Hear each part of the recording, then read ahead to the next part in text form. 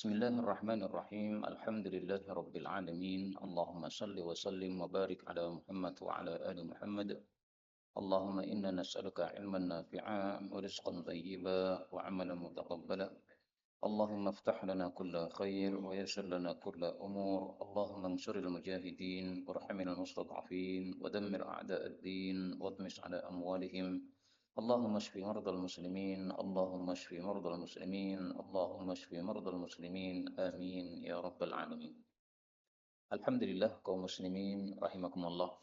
Setelah kita mengkhatamkan kitab Al-Bulughah, maka sekarang kita akan mempelajari kitab baru di majelis ini, yaitu kitab Sunan At-Tirmidzi. Kitab ini sudah saya kaji dari awal sampai pada sekarang kitab tafsir. Ini hari Ahadnya di Masjid Nur Jamil Cemani, hari Selasanya di Masjid Ikhlas Sumber Solo, hari Rabunya di Masjid Amanah Losari, hari Kamisnya di Masjid Nur Rahmah Losari. Nah, sekarang berarti kita tambah lagi, yaitu untuk hari Seninnya ini di Masjid Al-Hikmah, Hikmah Waru. Ini yang paling jauh, Pak. Karena yang lainnya ini semuanya adalah di Solo, kecuali yang Senin. Nah, ini adalah program baru kita dari untuk Sunan At-Tirmidzi ini. Kemudian kaum muslimin rahimani wa rahimakumullah. Hadis-hadis Sunan Tirmidzi ini ada yang sahih, ada yang dhaif. Nanti kalau ada yang dhaif itu akan saya jelaskan kenapa dhaifnya. Dan biasanya dalam buku saya ini setiap ada yang dhaif itu pasti nanti nomor hadisnya akan saya kasih garis bawah. Contohnya di sini 3355, ini kalau ada garis bawah berarti ini tanda hadisnya dhaif nih. Nah, untuk yang punya kitab bisa menandai seperti ini, terserah tandanya bagaimana. Ada yang menandai dengan dot, itu dhaif nih. Ada juga yang menandai dengan garis dan sebagainya. Nah, itu adalah terserah kepada tanda kita. Belum jelas. Terus di sini juga saya kasih tanda. Al-Hajjaj ini saya kasih tanda garis bawah. Ini tanda bahwa dia ini penyebab dhaif. Jadi hadis dhaif, sanadnya ada rawi yang dhaif. Nah, sanadnya yang mana? Nah, ini yang ada tandanya, ini namanya Hajjaj bin Artah, seorang perawi yang dhaif. Baik, kita sudah sampai pada Sunan Tirmidzi nomor 3359, 3359. Jadi sudah hampir khatam, Pak. Ini jilid berapa, Ustaz? 8 ya. Syarahnya kan. Nah, kalau syarahnya itu sekitar sampai 9 kan ya? 9 atau 10? 9. Oh, nggih. Berarti ini sudah hampir khatam, tinggal 2 kitab atau 3 kitab lagi. Sudah ketemu, Ustaz? Sekarang masuk pada babun wa min suratil kautsar. Bab tentang surat Al-Kautsar. Sudah ketemu nggih? Nggih. Silakan dibaca. Bismillahirrahmanirrahim. Babun wa min suratil kautsar. Hadis 5595. Nah, berarti oke.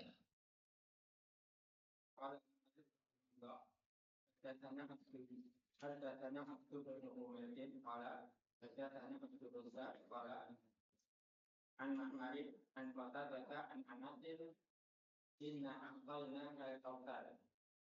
Anna Nabiyya sallallahu alaihi wasallam qala huwa nahrul fil jannah.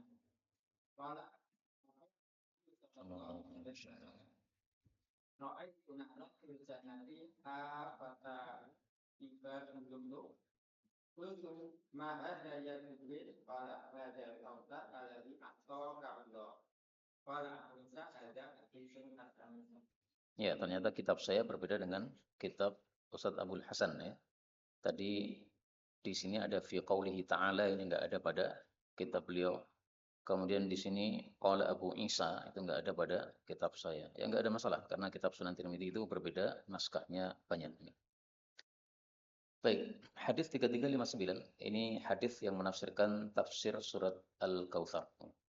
Dari Anas bin Malik radhiyallahu anhu fi qaulihi ta'ala, tentang kalam Allah Ta'ala, inna a'tainakal kautsar, sesungguhnya kami telah memberikan kepada engkau al-kautsar. Nah, kautsar ini apa? Akan ditafsirkan oleh Nabi sallallahu alaihi wasallam. Anna nabiyya bahwasanya Nabi sallallahu alaihi wasallam qala bersabda huwa dia al-kautsar adalah nahrun satu sungai fil jannah di dalam jannah. Faqala Nabi sallallahu alaihi wasallam raaitu aku melihat nahron satu sungai yang besar fil jannati di dalam jannah hafatahu yang kedua tepinya itu adalah qibabu kubah-kubah. Kubah itu adalah bangunan yang bundar, Pak. Jadi seperti kemah tapi apa? Bundar. Al-lu'lu' dari lu'lu' yaitu mutiara. Dalam riwayat yang lain disebutkan mutiaranya itu dilubangi. Nah, jadi mutiara utuh kemudian dilubangi. Bentuknya bundar namanya mutiara ya. Qultu saya mengatakan, "Ma hadza? Apa ini ya Jibril? Wahai Jibril." Qala beliau Jibril menjawab, "Hadzal kautsar." Inilah Al-Kautsar, sungai Al-Kautsar allazi a'takahu Allah yang Allah pasti memberikan kepada engkau akan sungai tersebut. Dari hadis ini kita ketahui bahwa Al-Kautsar itu adalah nama apa? Sungai. Tapi ada dua tafsiran, Pak. Tafsiran yang pertama, Al-Kautsar adalah nama sungai, sungai Al-Kautsar. Tafsiran yang kedua, Al-Kautsar itu dari kata-kata kasir. Kasir artinya banyak, maka Kautsar itu adalah khairun kasir, kebaikan yang banyak. Tafsiran khairun kasir dari Al-Kautsar ini adalah tafsiran Ibnu Abbas. Nah, apakah tafsiran Ibnu Abbas ini bertentangan dengan tafsiran Nabi Muhammad sallallahu alaihi wasallam? Ada dua pendapat. Ada pendapat yang mengatakan ini tafsirnya tidak sesuai dengan tafsir Nabi, jadi nggak usah dipakai. Tapi saya lebih suka mengatakan ini tidak bertentangan. Ibnu Abbas mengartikan Kautsar dengan makna kebaikan yang banyak itu sesuai lafal atau terjemahan dari kata-kata Al-Kautsar. Kautsar itu memang artinya kebaikan yang banyak.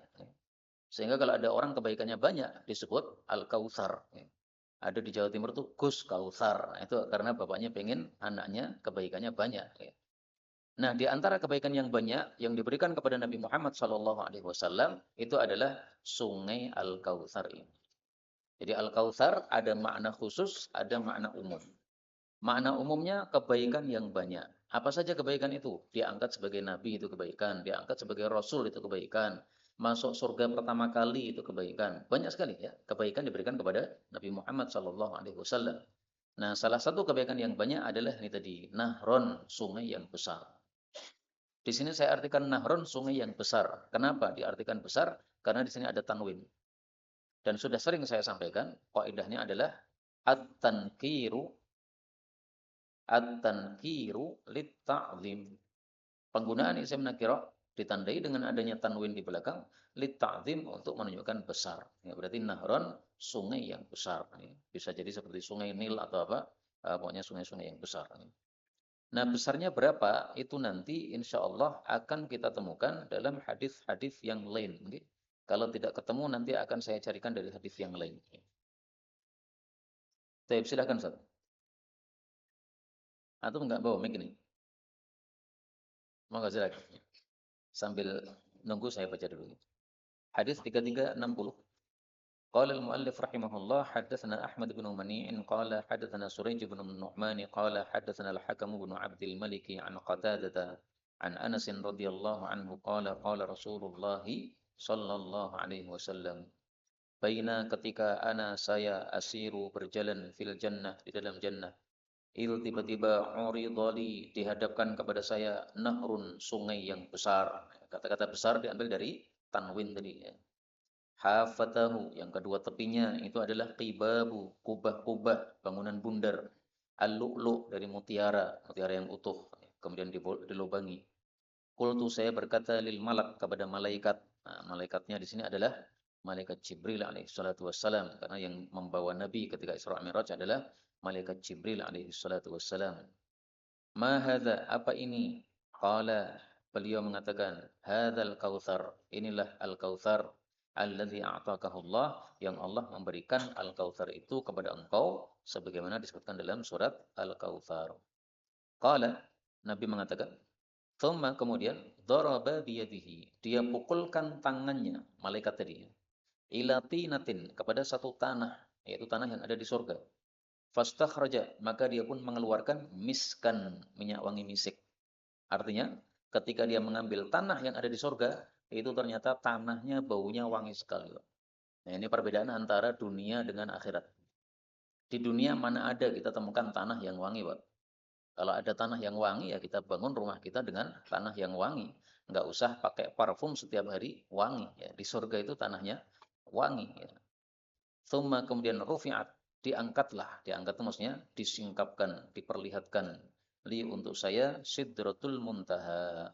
Pohon sidr, pohon bidara, al-muntaha. Ini satu pohon yang besar yang ada di atas langit yang ketujuh. Ya.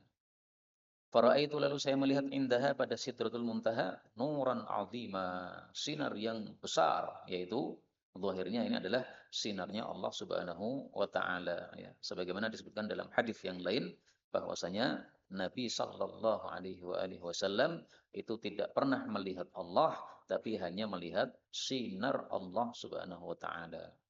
Dalam hadis riwayat Muslim bahwa Nabi sallallahu alaihi wasallam bertanya, qala Abu Dzar. Abu Dzar berkata, "Hal ra'aita rabbak?" Apakah engkau pernah melihat Allah ya Rasulullah? Maka Rasul mengatakan, "Ra'aitu nuran." Saya hanya melihat sinar yang besar, yaitu sinarnya Allah Subhanahu wa taala, sehingga beliau belum melihat Allah Subhanahu wa taala baik ketika di bumi maupun ketika naik ke langit ketika Isra Mi'raj. Karena beliau hanya apa? Melihat sinarnya Allah Subhanahu wa taala saja. Nah, maka hadisnya Imam Tirmidzi ini tadi kita tafsirkan dengan hadisnya Imam Muslim bahwasanya raaitu nuran, saya melihat sinar yaitu sinarnya Allah Subhanahu wa taala. Kemudian tadi disebutkan ada Sidratul Muntaha, Pak. Sidratul Muntaha ini sudah kita temukan istilahnya di dalam Al-Qur'an pada surat apa? An-Najm. Oke. Mari kita lihat dalam surat An-Najm. Allah Subhanahu wa taala mengatakan walaqad ra'ahu nazlatan ukhra 'inda sidratil muntaha 'indaha jannatul ma'wa. Sungguh-sungguh Nabi sudah melihat Jibril pada kali yang lain yaitu dalam bentuk yang asli pada Sidratul Muntaha. Di di hadapan Sidratul Muntaha itu ada Jannatul Ma'wa. Nah, jadi Sidratul Muntaha ini sebutannya selain ada di dalam Al-Hadis juga sebutannya ada dalam Al-Qur'an Al-Karim. Kenapa disebut muntaha? Muntaha itu artinya tempat berhenti atau mentoknya tempat. Nah, itu adalah muntaha. Disebut muntaha itu karena ilmunya makhluk itu mentoknya sampai di situ, Pak. Jadi apa yang di atasnya Sidratul Muntaha? Nggak ada yang tahu. Malaikat Jibril dari bumi bisa naik ke langit, lantai 1. Kemudian langit, lantai 2. Sampai lantai 7. Nah, setelah langit lantai 7, dia melihat Sidratul Muntaha. Nah, habis itu apa? Tidak ada yang tahu. Jadi ilmunya makhluk itu seluas apapun terbatas. Malaikat Jibril ilmunya luas kan? Karena dia dari bumi sampai ke langit. Tapi di atas itu, di atas Sidratul Muntaha sudah nggak ada yang tahu. Yang tahu hanya Allah Subhanahu wa taala. Maka disebut sebagai muntaha, ya, tempat berhenti yaitu berhentinya ilmu makhluk sampai di situ saja. Di atasnya yang mengetahui hanya Allah Subhanahu wa taala. Dan pohon ini sangat-sangat besar karena pohon ini awalnya atau bagian bawahnya itu di langit yang ke-6, kemudian bagian atasnya itu di atas langit yang ke-7. Pada langit yang ke-7. Nah, padahal dari langit 6 sampai ke langit yang ke-7, menurut satu riwayat meskipun dhaif, itu jaraknya adalah perjalanan 500 tahun. 500 tahun perjalanan, berapa kilo itu? Enggak kebayang sudah. Pokoknya sangat jauh sekali. Nah, ini tadi tafsiran tentang apa? Tentang Al-Kautsar, Telaga Kautsar. Silakan, Pak.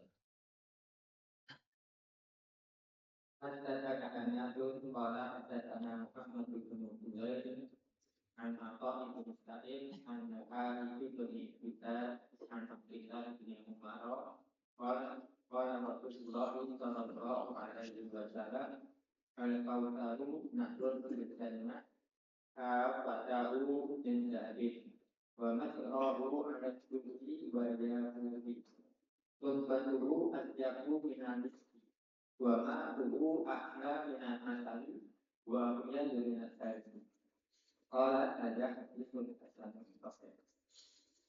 Hadis 3361 Rasul sallallahu alaihi wasallam bersabda, Al-Kautsar itu adalah nahrun, satu sungai yang besar. Kata-kata besar diambil dari tanwin di sini. fil jannati, di dalam jannah, yaitu dalam jannah firdaus sumbernya. Hafatahu, kedua tepinya, min dahabin, dari emas. Nah, ini berbeda dengan hadis yang sebelumnya tadi. Hadis yang sebelumnya tadi mengatakan tepinya itu adalah apa? Kubah mutiara. Sementara di sini mengatakan tepinya itu dari emas. Jadi yang benar mutiara atau emas, tidak bertentangan, ya.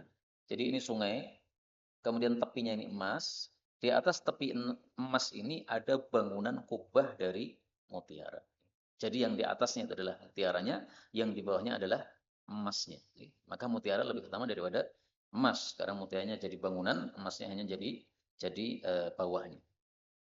Wa majrahu, adapun tempat alirannya itu adalah alat durri, pada batu dur, batu mulia. Wal yaquti, dan batu yakut, ini juga batu mulia. Jadi macam-macam batu mulia. Turbatuhu, tanahnya jannah, atyabu, lebih wangi, minal miski, dari minyak wangi misik. Wa ma'uhu, dan airnya apa tadi? Kautsar, ahla, itu lebih manis, minal asal, daripada madu. Wa abyadu, dan lebih putih, minal thalji, daripada es. Di sini disebutkan es, Pak. Dalam hadis yang lain disebutkan bukan es, tapi apa? Apa kira-kira yang putih, Pak? Selain es. Napa? Napa? Pohong, bukan pohong, Pak. Pohong itu makanan kita. Kira-kira apa? Selain susu, ya. Wa ma'uhu, dan airnya itu abyadu, lebih putih, minal laban, daripada susu. Hadis muttafaqun alaih. Wa kizanuhu, dan ciduknya, kanujumi sama, seperti bintang di langit. Maksudnya banyak, seperti bintang, nggak bisa dihitung. Dan cemerlang seperti bintang, berkilau-kilau. Mana ada ciduk di dunia yang cemerlang? Nggak ada. May yashrab minhu, siapapun yang minum dari telaga Kautsar atau dari sungai Al-Kautsar tadi, fala yadma'u abadan, maka tidak akan haus selama-lamanya. Jadi ada dua riwayat, satu riwayat mengatakan es, satu riwayat mengatakan susu, semuanya sahih. Artinya Nabi kadang-kadang mengatakan susu, Nabi kadang-kadang mengatakan salju, ya, atau es. Kemudian yang perlu kita ketahui dari hadis yang terakhir ini adalah di sini tidak disebutkan hafatahu. Tepinya itu maksudnya jarak antara kedua tepi berapa? Ini nggak disebutkan. Mari kita lihat dalam hadis yang lain. Apakah Nabi Shallallahu Alaihi Wasallam sebutkan ataukah tidak? Nah, di sini kita temukan Nabi menjelaskan tentang Kautsar, tapi Kautsar yang kecil, Kautsar yang telaga. Beliau mengatakan, haudi, telaga saya, telaga Kautsar. Kama baina Son'a, seperti antara Son'a yang ada di Yaman, wal Madinah, dengan kota Madinah.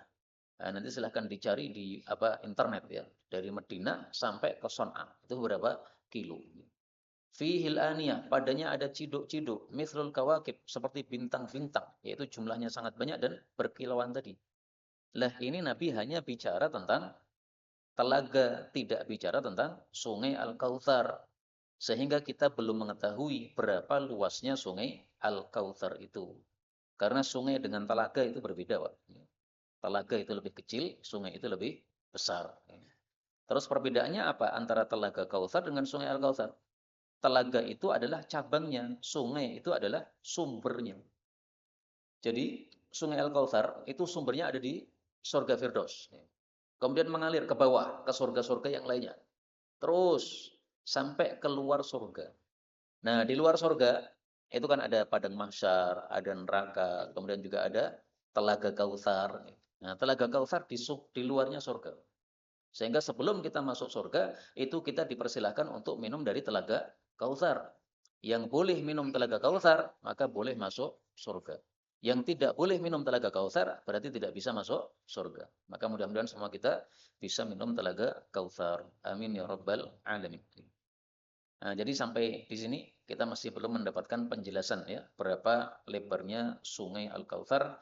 Kita hanya mendapatkan berapa lebarnya telaga Al-Kautsar. Sudah selesai? Kita lanjutkan surat berikutnya. Monggo, Ustaz.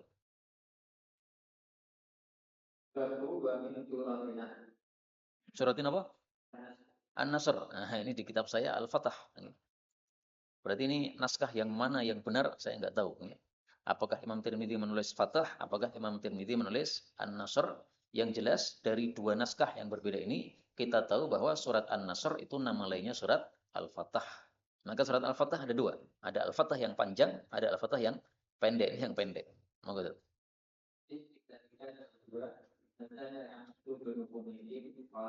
ada anak Sulaiman bin Daud, an Qatadah an Abi Bisri, an Sa'id bin Jubair, an Ibn Abbas radhiyallahu anhu. Qala kana Umaru yas'aluhu an ashabi Nabi sallallahu alaihi wasallam. Faqala lahu Abdurrahman bin Auf, atas'aluhu wa yanabahuna faqala lahu Umar, innahu min haythu ta'lam. وسأله من أهل الكهف إذا جاء نصر الله والفتح فقلت إنما هو أجل رسول الله صلى الله عليه وسلم أعلمه إياه وقرأت سورة إلى آخرها فقال له عمر والله.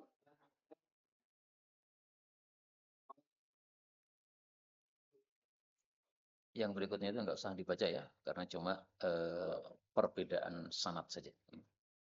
Hadis 3362 dari Ibnu Abbas radhiyallahu anhu berkata, adalah Sayyidina Umar ketika menjadi khalifah bertanya kepada saya, kepada Ibnu Abbas, bersama sahabat-sahabat Nabi Shallallahu Alaihi Wasallam yang tua-tua. Ya. Jadi ada sahabat-sahabat tua, ada sahabat Ibnu Abbas ikut bersama mereka, itu yang ditanya Ibnu Abbas. Maka Abdurrahman protes kepada Sayyidina Umar. Abdurrahman ini adalah termasuk 10 orang yang dijamin masuk surga. Apakah engkau bertanya kepada Ibnu Abbas, padahal bagi kami ada anak-anak yang semisal dia. Jadi kita punya anak-anak seusia Ibnu Abbas. Ngapain tanyanya kepada Ibnu Abbas yang seusia dengan anak-anak kita? Kenapa enggak tanya kepada kita yang seusia bapak-bapak? Maka Sayyidina Umar mengatakan kepada Abdurrahman, sesungguhnya Ibnu Abbas itu dari arah yang kamu ketahui. Maksudnya apa? Dia dari keluarga Nabi Muhammad sallallahu alaihi wasallam. Keluarga Nabi itu kan wajar, Pak, kalau ilmunya lebih banyak daripada yang lain. Karena Nabi kan guru mereka. Ya. Setiap hari ketemu dengan siapa? Nabi sallallahu alaihi wasallam. Kalau sahabat ya ketemunya di masjid. Ya. Tapi kalau di rumah nggak akan ketemu kan. Nah, maka akhirnya Umar bertanya kepada Ibnu Abbas tentang ayat ini. Tafsirnya bagaimana? Idza jaa nasrullahi wal fath. Apabila telah datang pertolongan Allah dan kemenangan. Nah, sahabat Nabi ditanya satu-satu. Yang tua-tua tadi. Ya. Tafsirnya bagaimana? Oh, ini maksudnya adalah Fathu Makkah. Kalau sudah muncul Fathu Makkah, maka disuruh oleh Allah begini, begini, begini, begini. Semua menjawab seperti itu. Kecuali Ibnu Abbas. Ibnu Abbas ditanya tentang ayat ini, tafsirannya tidak seperti itu. Dia mengatakan, innama huwa, tiada lain surat itu tadi, adalah ajalu Rasulullah sallallahu alaihi wasallam. Usianya Rasulullah sallallahu alaihi wasallam. A'lamahu, Allah memberitahu usia Nabi iyahu kepada beliau. Wa qara'a as-surata ila akhiriha, dan dia pun membaca surat itu sampai akhir. Maka Umar berkata kepada Ibnu Abbas, demi Allah, saya tidak mengetahui dari surat itu kecuali apa yang kamu tahu. Artinya tafsirmu itu yang lebih mantap. Kalau diartikan ini Fathu Makkah, ya semua orang paham, Pak. Nggak perlu ditafsirkan. Pertolongan Allah, pas perang, menang. Itu pertolongan Allah, semua orang sudah paham. Fathu Makkah, semua orang sudah paham. Tapi inti dari surat ini apa intinya? Nah, intinya adalah Rasulullah diberitahu oleh Allah, tugasmu sudah selesai. Buktinya sudah selesai apa? Kamu sudah memenangkan peperangan terhadap orang-orang kafir. Makkah yang dulu mengusir kamu, sekarang kamu kuasai. Berarti karena tugasmu sudah selesai, berarti apa? Akan diambil oleh Allah Subhanahu wa taala. Nah, tafsiran seperti itu yang para sahabat nggak paham. Mereka tidak tahu bahwa maksudnya itu usia Nabi sudah hampir habis. Tugasmu sudah selesai. Kalau sudah selesai ya sudah, saya pundut kamu. Nah, maka tafsiran yang seperti ini, yang sangat mendalam, atau istilahnya itu adalah apa? Istimbat. Istimbat itu pengambilan kesimpulan. Itu tidak semua orang bisa paham, Pak. Kalau cuma menerjemahkan, semua orang bisa. Idza jaa nasrullah, pertolongan Allah, yaitu menang perang. Semua orang paham. Wal fatah, kemenangan Fathu Makkah, semua orang paham. Tapi apa yang dibalik itu, nah, tidak semua orang paham. Itu namanya istinbat. Baik, lanjutnya Ustaz. Baru bagi dua kitab dan Nah, di situ ada yada, di tempat saya tidak ada yada. Berarti ada 2 naskah. Monggo. hadis dan juga ada itu Muhammad bin Muslim orang ada Abu Hurairah orang ada Muhammad dan Abu Hurairah orang dan Sa'id bin Jubair dan Ibnu Abbas radhiyallahu anhu qala qala Rasulullah sallallahu alaihi wasallam la ilaha illallah wa la ya sabah qala kama billahi wa Faqala inni nadhiru lakum baina yaday adzabin syadid. Ara'aytum law anni akhbartukum anna al-nadwa mu'azzibun aw tusabbihukum. Akuntum tusabbihuni faqala Abu Lahab ali hadza tamattan tamat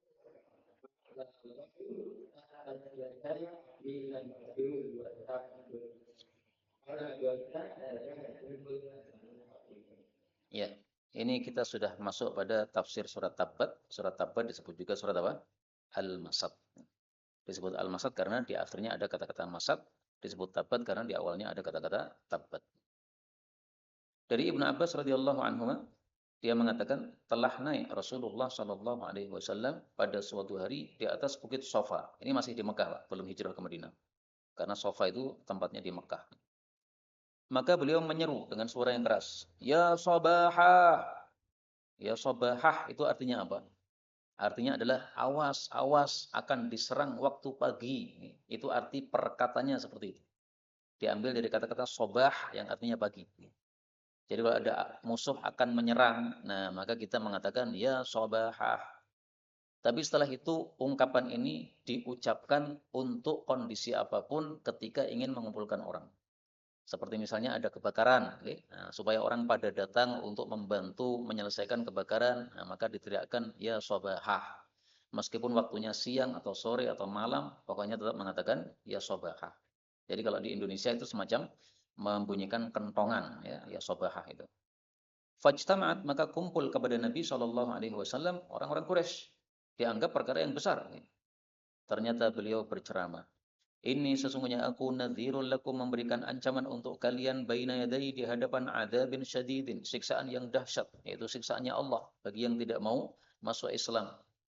Ara'aitum, apa pendapat kalian? Lau anni, kalau seandainya aku akhbartukum, saya mengabari kalian, annal aduwa, bahwasanya musuh mumassikum akan menyerang di waktu sore kepada kalian, au musabbihukum, atau menyerang di waktu pagi pada kalian. Akuntum tusaddiquni, apakah kalian membenarkan ucapan saya? Nah, di sini semestinya ada lanjutan, Pak. Tapi dihapus oleh Imam Tirmidzi. Disingkat di sini. Mestinya ada lanjutannya. Lanjutannya mereka menjawab, betul, kamu adalah orang jujur. Tidak pernah kamu terbukti berkata dusta. Jadi kalau Anda mengatakan begitu, kami semua percaya. Nanti sore ada musuh menyerang, kami percaya. Atau besok pagi ada musuh menyerang, kami percaya. Nah, begitu mereka sudah percaya, maka Nabi kemudian mengatakan, kalau begitu saya beritahu kepada kalian, saya ancam kepada kalian, akan ada siksa neraka bagi orang-orang yang tidak mau masuk Islam. Nah, begitu dia begitu, maka Abu Lahab mengatakan, Ali hadza jama'tana. Apakah hanya untuk ini engkau kumpulkan kita, orang-orang Quraisy? Tabban laka, celaka bagi kamu. Maka Allah pun menurunkan ayat yang sesuai dengan ucapannya Abu Lahab. Tabbat yada Abi Lahab wa tabb. Semoga celaka kedua tangannya Abu Lahab, dan sungguh dia telah celaka. Tabbat di sini doa, semoga celaka. Wa tabba yang terakhir ini adalah berita, dan sungguh telah celaka.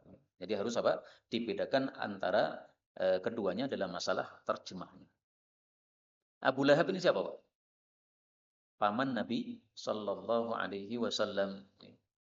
Namanya adalah Abdul Uzza bin Abdul Muttalib. Nah, Abdul Muttalib ini bukan kakek Nabi, ya. Terus dia itu diberi nama kunyah Abu Lahab, ada kalanya karena dia punya anak namanya Lahab. Itu pendapat yang pertama, ya. Ada kalanya dia itu Lahab, yaitu ada merah-merah pada wajahnya. Jadi wajahnya di sini merah. Dan wajah yang merah bagi orang Arab itu menunjukkan gantengnya yang dahsyat. Maka wajahnya itu bersinar-sinar karena gantengnya. Tapi kemudian Allah menyebutnya dengan Abu Lahab karena dia sayasla naran dzata lahab. Jadi namanya Abu Lahab masuknya pada neraka yang punya lahab, punya api yang apa? Menyala-nyala. Nah, kalau di Jakarta itu ada restoran Abu Lahab, itu maksudnya makannya lahab. Beda lagi. Tapi jangan dipakai lah, Pak. Terus Abu Lahab kok dipakai apa? Nama ini, nggak usah. Dari sini kita ambil pelajaran bahwa ternyata Nabi Muhammad sallallahu alaihi wasallam di awal-awal dakwah itu tidak mudah. Yang memusuhi adalah keluarganya yang terdekat, pamannya sendiri. Bahkan di Mekah waktu itu orang-orang mengenal nanti kalau di Mekah akan ketemu dengan dua orang yang berjalan beriringan. Satunya mengajak kepada Allah Subhanahu wa taala untuk mengesahkan Allah, satunya mengatakan ini orang gila jangan didengarkan, ini orang gila jangan didengarkan. Nah, yang di depan itu adalah Rasulullah, yang mengatakan gila adalah si Abu Lahab yang kafir ini, naudzubillahi min syarri dzalik. Dan dari sini kita ambil pelajaran juga bahwa hidayah itu bukan di tangan Nabi Muhammad sallallahu alaihi wasallam. Karena kalau di tangan beliau, pasti beliau akan berikan hidayah kepada pamannya. Allah mengatakan pada surat Qasas 56, "Innaka la tahdi man ahbabta." Sungguhnya kamu tidak bisa memberi hidayah kepada siapapun yang kamu cintai termasuk pamanmu. Ya. Tapi yang dimaksud di sini dalam ayat ini Al-Qasas 56 ini adalah paman beliau namanya Abu Thalib. Monggo Ustaz. Bab baru.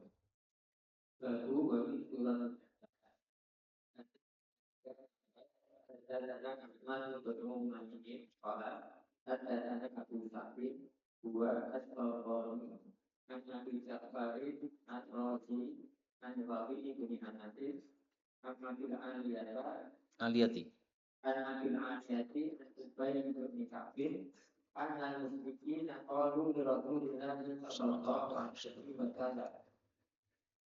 Ungsuk.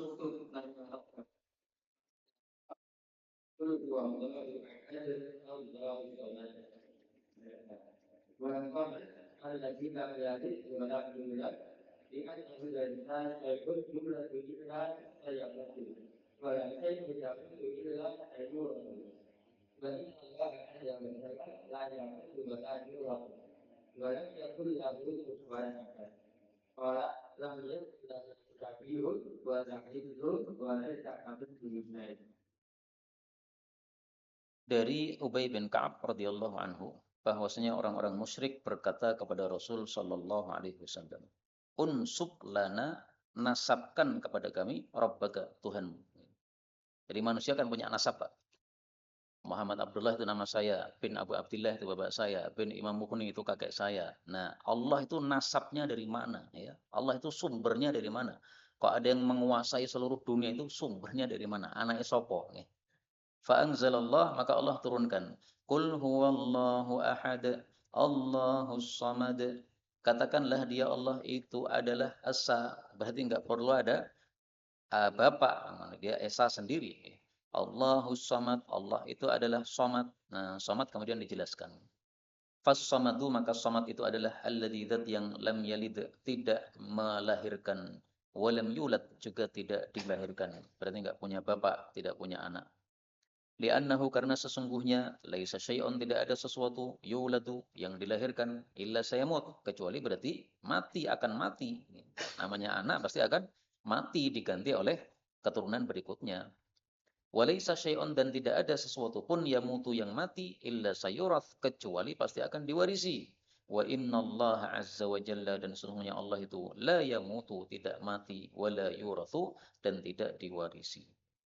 Ini tafsiran untuk kata-kata somat dalam hadis ini. Tapi ini sudah saya kasih tanda kurung. Tanda kurung ini untuk menunjukkan bahwa kalimat yang dikurungi ini adalah hadisnya dhaif. Jadi kata Syekh Albani, dari awal hadis sampai akhir semuanya hadisnya sahih kecuali pada bagian ini. Nah, ini tidak sahih. Berarti ini tidak diyakini sebagai sabda Nabi sallallahu alaihi wasallam. Kalau begitu as-somat tafsirannya apa? Kita cari dalam hadis yang lain, Pak. Ternyata ada tafsiran yang lain untuk kata-kata as-samad.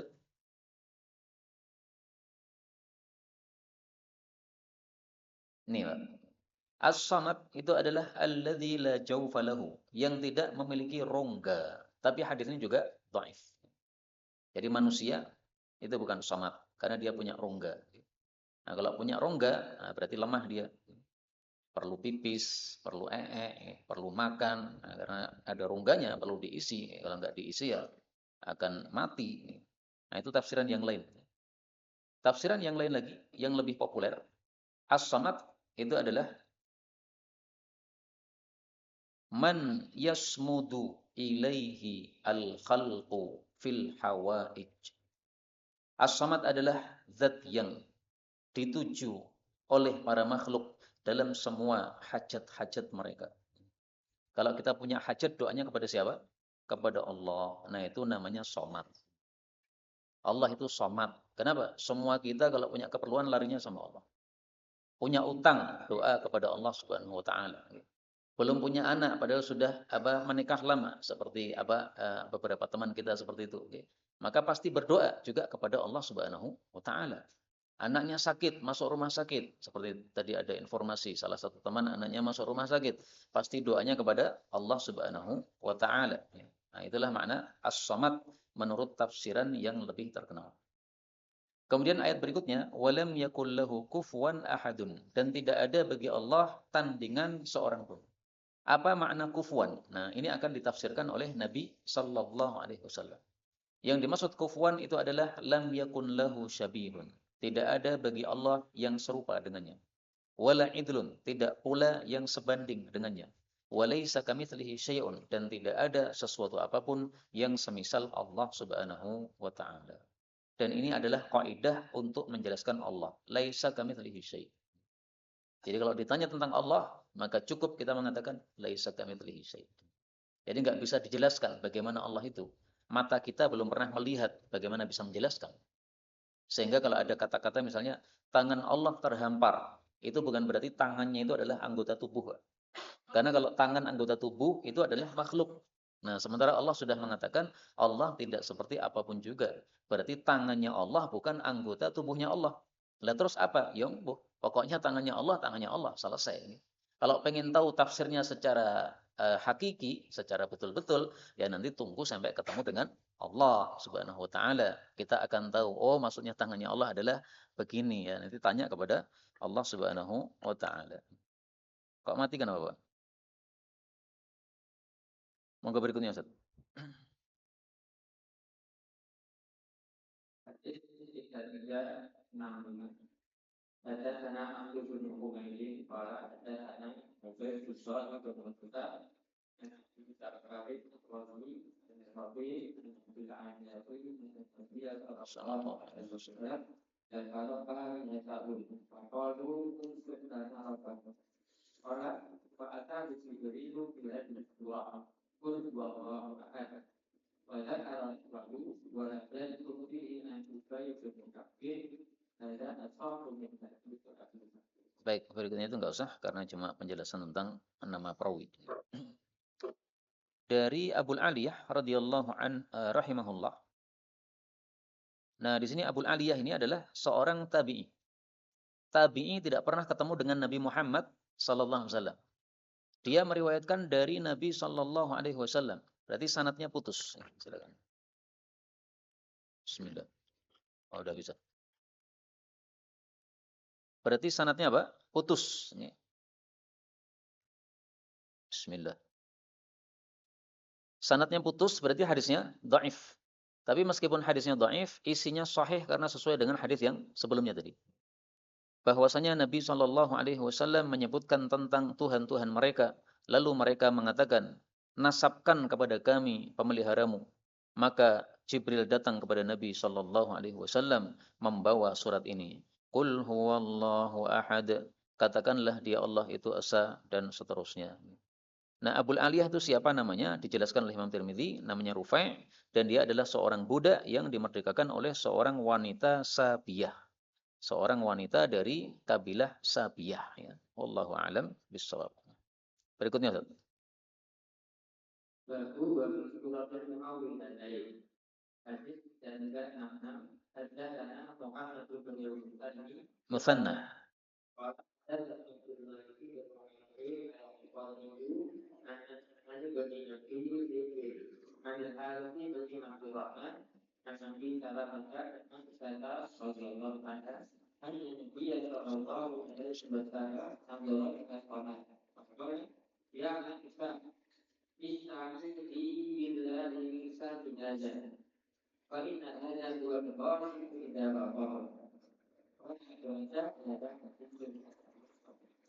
Dari Aisyah radhiyallahu anha bahwasanya Nabi sallallahu alaihi wasallam melihat kepada bulan lalu bersabda, "Ya Aisyah, wahai Aisyah, ista'idzi billah, berlindunglah kamu kepada Allah min syarri hadza, dari keburukannya ini bulan. Fa inna hadza, karena sesungguhnya ini bulan, huwal ghasiqu idza waqaba." Itulah yang dimaksud dalam surat Al-Alaq, wa ghas min syarri ghasiqin idza waqab. Jadi ini tafsiran untuk kata-kata al-ghasiq idza waqab. Nah, sebenarnya ghosik itu artinya apa? Dalam bahasa Arab, kata-kata ghosik itu tafsirannya banyak apa? Tafsiran yang pertama adalah al-qamar idza khusif. Bulan apabila dia purnama. Nah, sehingga tafsiran yang pertama ini sesuai hadis yang sekarang kita baca. Nabi menunjuk kepada bulan. Kemudian kata Nabi, inilah ghasikin idza waqab. Berlindung kepada Allah dari bulan ketika purnama. Kenapa ketika purnama? Mohon maaf kok purnama. Ketika gerhana. Kenapa ketika gerhana kita disuruh berlindung kepada Allah Subhanahu wa taala? Karena gerhana itu Allah menunjukkan kekuasaannya. Sehingga membuat umat Islam itu menjadi takut karena adanya tanda-tanda kekuasaan Allah, bisa jadi akan muncul siksa Allah Subhanahu wa taala. Seperti pada zaman dulu ada siksa yang turun. Tafsiran yang kedua, ghasikin itu artinya adalah al-lail, malam. Idza waqab itu artinya ketika sudah gelap mega merahnya. Berarti sangat gelap gulita. Nah, sehingga tafsiran syarri ghasikin idza waqab itu tidak harus seperti yang ada dalam hadis ini ya, karena ada beberapa tafsiran dan itu adalah tafsir bil misal. Jadi tafsir itu bisa dengan memberi contoh, Pak. Ada dua tafsiran sama-sama benar. Kenapa? Ini adalah contoh pertama, ini adalah contoh yang kedua. Dalam bahasa Arab, kata-kata ghosik bisa digunakan untuk bulan, berarti wakopnya adalah gerhana. Bisa digunakan ghosik untuk malam, berarti wakopnya adalah gelap gulita. Maka ghosikin idza waqab ada dua tafsiran. Bulan ketika gerhana atau malam ketika gelap gulita. Monggo, Ustaz.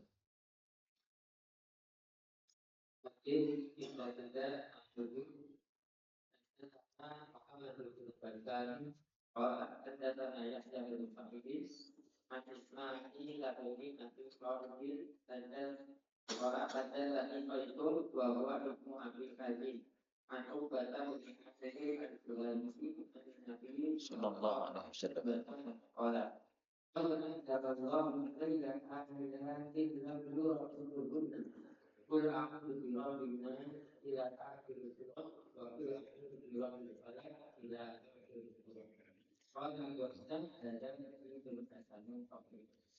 Rasul sallallahu alaihi wasallam bersabda, qad anzalallah, sungguh Allah telah menurunkan alayya kepada saya ayatin, beberapa ayat, lam yura, yang belum terlihat, mithluhunna, semisal ayat-ayat tadi. Maksudnya enggak ada tandingannya.